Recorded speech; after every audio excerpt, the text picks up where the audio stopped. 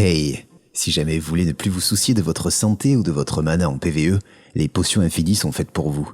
Ce sont des objets qui apportent un confort gigantesque et s'imposent facilement comme des indispensables.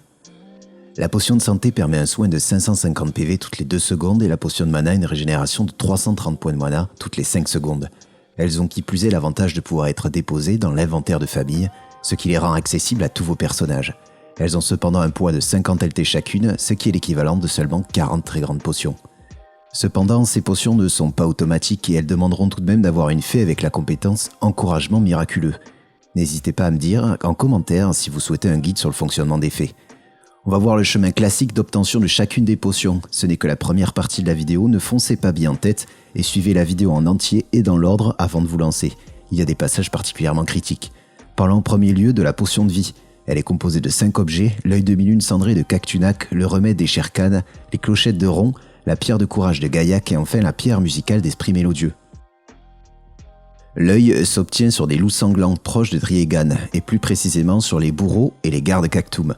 En tuant ces monstres, vous avez donc une chance d'obtenir cet œil, mais également des pièces de pitié, les serments des loups sanglants. Ils sont beaucoup moins rares et en obtenir 100 vous permet d'obtenir un souffle de rancœur auprès de Mérindora à Grana. Ensuite, vous pouvez utiliser l'alchimie simple du menu P pour combiner les 100 serments des loups sanglants avec le souffle de rancœur cramoisi, ce qui vous donnera l'œil demi-lune sangré de Cactunac. Je vous conseille d'avoir toutes les parties avant d'aller à Grana, cela vous évitera des déplacements, sauf dans un cas dont je parlerai plus tard. Parlons à présent du remède des Sherkan. Il s'obtient sur les Sherkan dans la nécropole du même nom, toujours proche de Driegan, plus précisément sur les Garudes et les Balkada. Je vous conseille cependant de faire cette zone de nuit, car elle est bien plus simple. De nuit, les Sherkan disparaissent pour laisser place à des hôtels. Approchez-vous d'un hôtel pour dépenser 10 points d'énergie pour faire apparaître un boss qui a une chance de vous donner le remède des Sherkan. Comme précédemment, vous pouvez également obtenir des pièces de pitié, les dents de dragon. En obtenir 100 vous permettra d'obtenir un cri du dragon toujours auprès de Mérindora à Grana. On utilisera ensuite à nouveau l'alchimie simple afin d'obtenir notre remède des Sherkan si on n'a toujours pas eu la chance de l'obtenir directement. Enfin, la troisième partie de la potion sont les clochettes de Ron. Elles s'obtiennent sur les Ronaros, proches de Grana, et plus précisément sur les gardiens Ronaros et les piégeurs Ronaros. En tuant ces monstres, vous pourrez également obtenir des pièces de pitié, les clochettes inaltérées. Si vous en obtenez 100 avant d'obtenir les clochettes de Ron, vous pourrez obtenir un champ de la forêt toujours auprès de Mérindora à Grana. On utilisera toujours l'alchimie simple du menu P afin d'obtenir les clochettes de Ron en combinant les clochettes inaltérées et le champ de la forêt. Une fois les 3 parties en votre possession, et seulement à ce moment-là, parlez à Mérindora qui vous proposera d'obtenir la connaissance de l'essence spirituelle d'Ornette. Petite parenthèse, si vous êtes un ancien joueur, pensez à convertir la partie ancestrale que vous aviez de côté pour pouvoir poursuivre. Une fois la connaissance en votre possession, vous pouvez obtenir les 2 dernières parties demandées. La pierre de courage de Gaillac qui vous demandera d'échanger 30 écailles de Garmotte auprès de Kamira, proche de la nécropole des Sherkan. Vous pouvez acheter les écailles directement sur le marché si vous le souhaitez. Enfin, la pierre musicale d'Esprit Mélodieux s'obtient en donnant 300 feuilles de Pérido à Moyamo, proche de Grana. Pour les feuilles de Pérido, je vous ai mis un lien en description. Une fois sur Bédéolithique, sélectionnez les quêtes et cherchez les répétables. Sachez que vous pouvez obtenir presque 200 feuilles par jour via ces quêtes. Très simple donc, même si cela demande un petit investissement au départ. Une fois tous les objets en votre possession, vous pouvez ouvrir le sac de Yaz tout en bas de votre inventaire en appuyant sur I pour l'ouvrir. Déposez chaque objet en suivant la disposition ici et appuyez sur le petit plus qui apparaît afin de fabriquer votre potion. Félicitations, la première est terminée. Pour la potion de vie seulement, il est possible de fabriquer une potion progressive. Une fois l'une des 3 parties rares obtenues, parlez à Mérindora afin d'avoir de l'eau inaltérable, puis fusionnez-la avec la partie que vous avez dans le sac de Yaz afin d'obtenir une essence spirituelle bénie.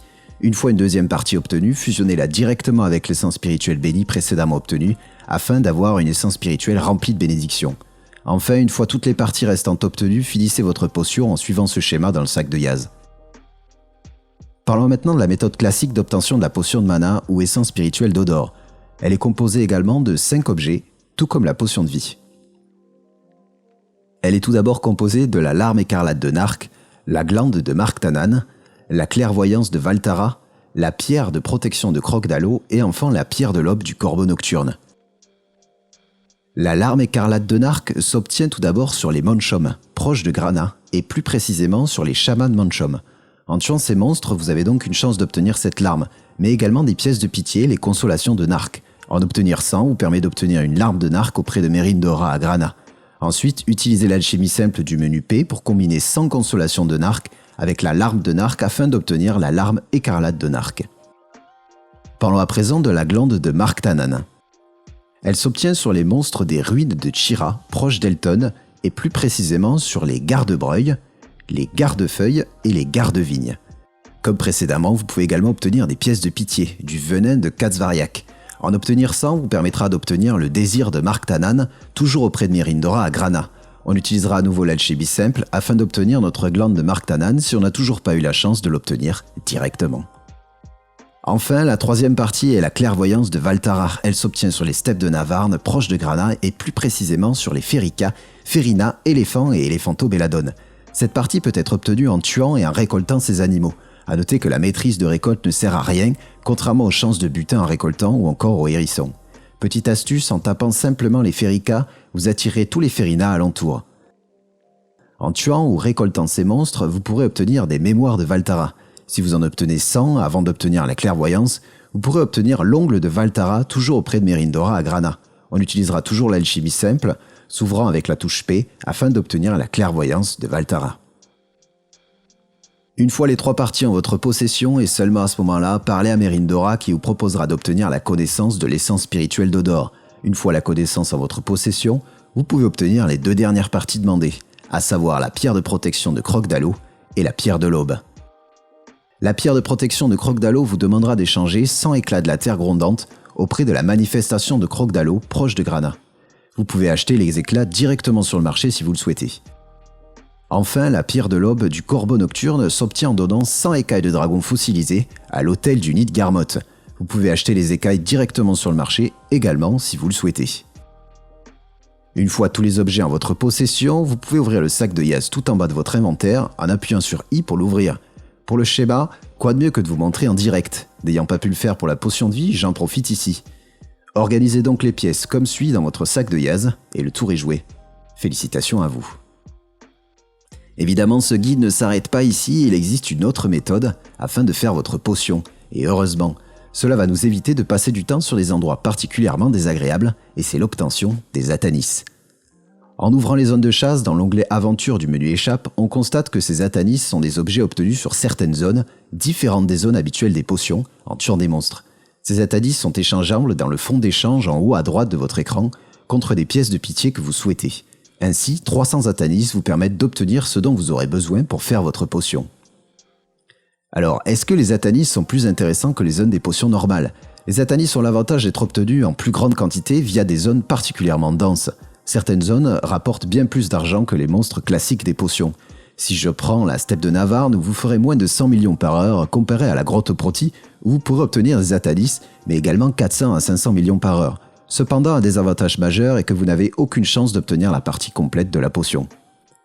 Ainsi, il est intéressant de favoriser des zones denses comme la forêt de Poli, les Nagas du désert ou encore la grotte Proti. Quoi faire alors ?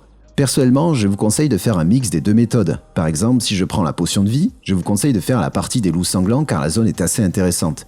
Par contre, les 2 autres zones sont assez désagréables et peu rentables. Aussi, je vous conseille de faire des Atanis dans la grotte Proti qui vous rapportera un peu d'argent en plus de vous faire progresser plus rapidement. Également, il est aujourd'hui possible d'acheter votre potion directement sur le marché.